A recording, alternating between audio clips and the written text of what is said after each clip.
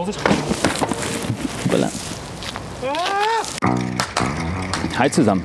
Ich komme gerade frisch von einem Bikepacking-Trip und dachte mir, das ist der ideale Anlass, um die erste Folge unseres neuen Formates Get Ready With Me zu drehen. Und genau das machen wir jetzt. Los geht's! Was versteht man eigentlich unter Bikepacking? Häufig gehen Bikepacking und Gravel so eine Art Symbiose ein, was unter Umständen daran liegen kann, dass die Gravel-Bikes natürlich sehr vielseitig sind. Man hat viele Möglichkeiten, Taschen zu befestigen. Vielleicht kommt es aber auch durch den Ultracycling-Trend und dort möglichst wenig Gepäck mitzunehmen, möglichst effizient unterwegs zu sein und natürlich vielleicht auch schnell und aerodynamisch. Letzten Endes ist es aber ziemlich egal, an welches Rad ihr eure Taschen packt und was ihr für Taschen mit habt. Das geht mit dem Rennrad, das geht mit dem Mountainbike, das geht mit dem Gravelbike. Wichtig ist, ihr seid unterwegs, ihr habt Spaß und genießt das Radfahren.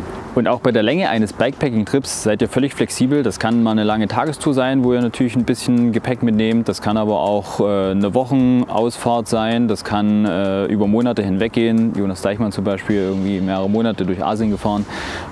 Alles das ist Bikepacking. Damit ihr besser einschätzen könnt, worum es geht, welche Tour ich gemacht habe und welches Equipment ich mir dafür ausgesucht habe, gibt es vorab noch ein paar Fragen und Eckdaten, die ihr euch genauso vor jeder Tour stellen solltet.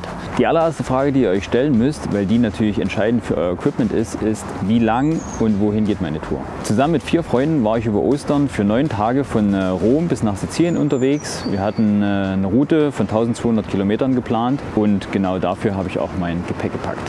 Nächste Frage.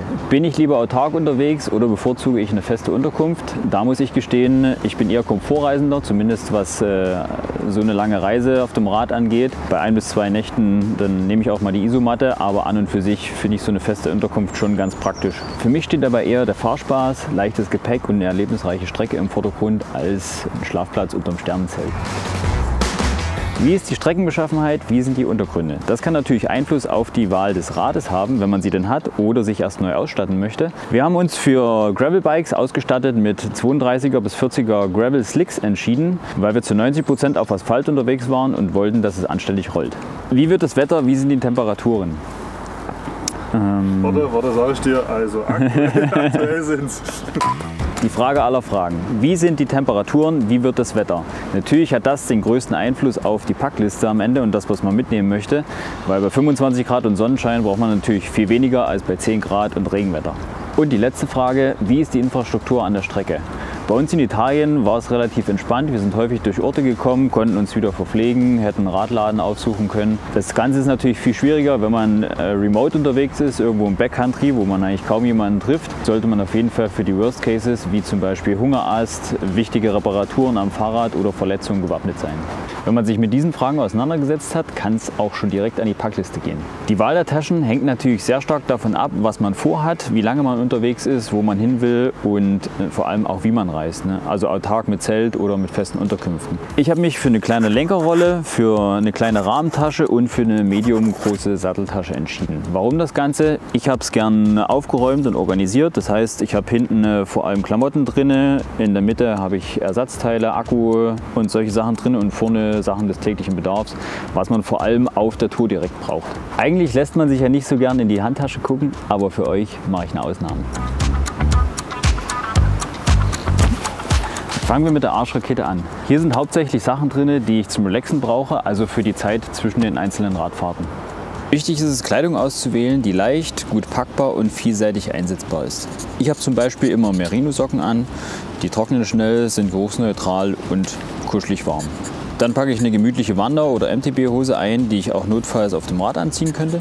Dann habe ich ultra bequeme und leichte Schuhe mit, die auch sehr klein zusammenpackbar sind, weil die ansonsten am meisten Platz wegnehmen würden. Als Oberteil habe ich ein Merino Longsleeve, welches man auch optional als langes Unterhemd auf dem Rad anziehen kann. Darüber dann eine dünne Primerluftjacke, die man ebenso auf dem Rad anziehen kann, wenn es dort mal zu kalt wird.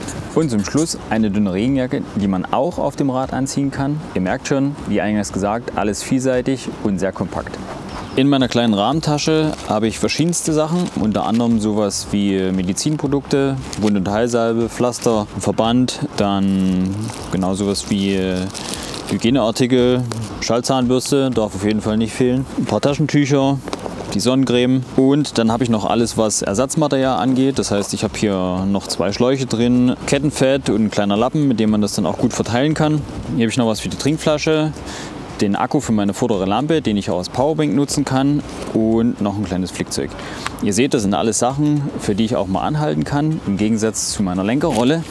Hier sind vor allem Sachen drin, auf die ich schnell drauf zugreifen will und wo ich auch während der Fahrt mal rankommen muss.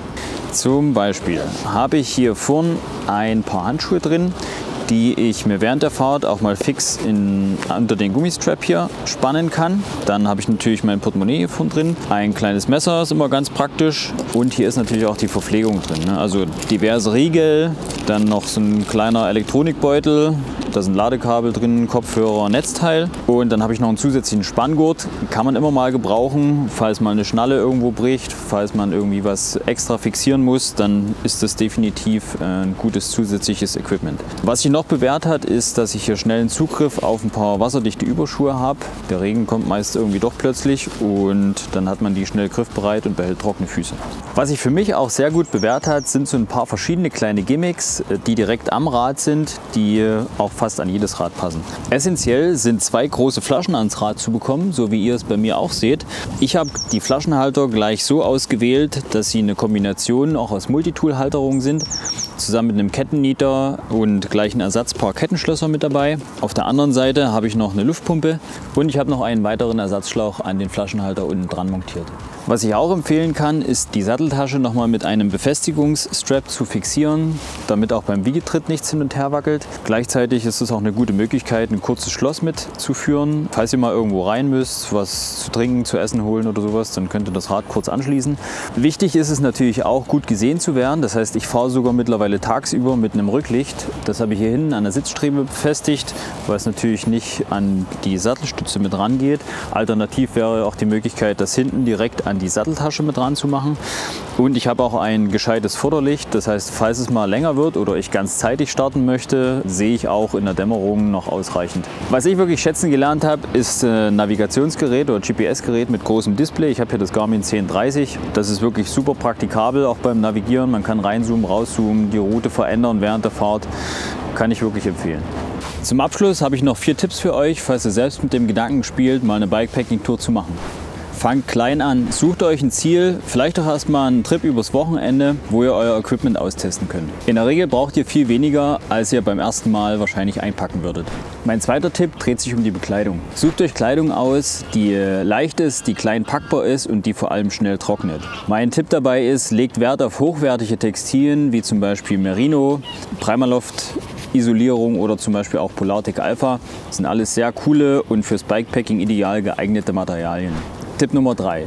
Sucht euch smarte Gimmicks aus, die ihr an dem Rad montieren könnt, wie zum Beispiel mein gezeigter Flaschenhalter mit einem Multitool, Luftpumpenhalterung, also alles, was ihr quasi nicht in den Taschen haben müsst, sondern was schon am Rad ist, spart euch jede Menge Platz im Endeffekt.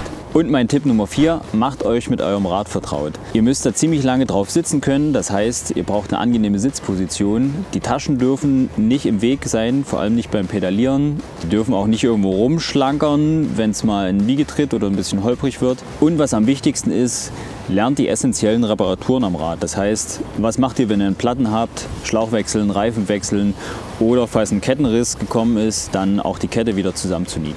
Vorsicht! Voilà. So, wo wir gerade beim Thema waren, ich glaube, ich muss erst mal gucken, ob ich jetzt was reparieren muss. Falls ihr noch Fragen habt zum Thema Bikepacking, schreibt es in die Kommentare. Ansonsten vielen Dank fürs Zusehen. Macht's gut, euer Flo.